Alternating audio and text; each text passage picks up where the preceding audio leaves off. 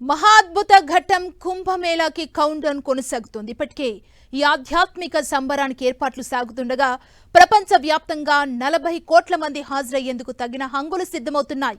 12 ఏళ్లకొచ్చే ఈ కుంభమేళాకి ఈసారి ప్రత్యేకతలేంటో చూద్దాం.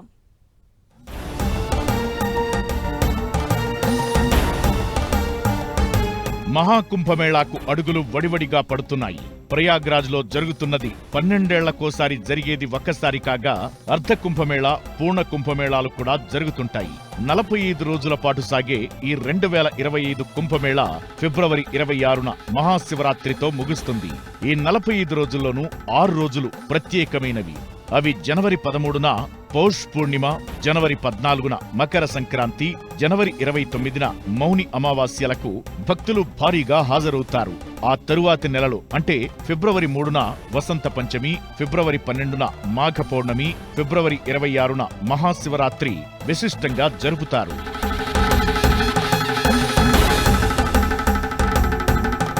మన భారతదేశంలోనే కాకుండా ఇతర దేశాల నుంచి కూడా కుంభమేళాకి వస్తుంటారు. ఇదో ఆధ్యాత్మిక సంబరం. ఈ 45 రోజులు ఎటు చూసినా సాధువులు, నాగసాధువులు, అఘోరాలు దర్శనమిస్తూ ఓ ప్రత్యేక వాతావరణాన్ని తలపింపజేస్తుంది.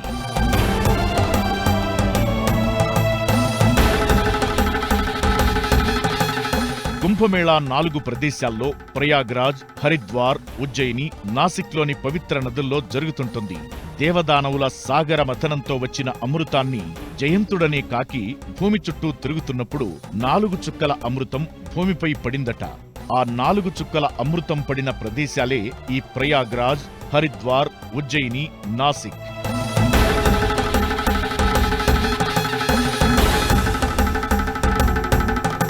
మరోవైపు కుంభమేళా కోసం ఏర్పాట్లు భారీగా పూర్తవుతున్నాయి. పోలీసుల బందోబస్తు, డ్రోన్లతో ఆధునికతని సంతరించుకోవడం ఈసారి విశేషం.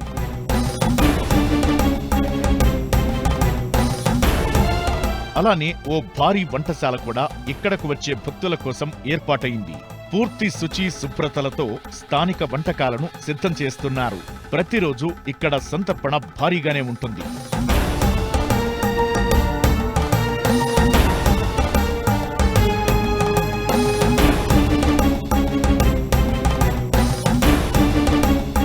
ఇప్పటికే ఇక్కడకు వచ్చిన వాహనాలు ఇసుకలో ఇరుక్కుపోకుండా ఉండడానికి లక్షల సంఖ్యలో చట్రాలు నిర్మించారు. అలానే 488 కిలోమీటర్ల మేర కొత్త దారులను కూడా ఉత్తరప్రదేశ్ ప్రభుత్వం నిర్మించింది.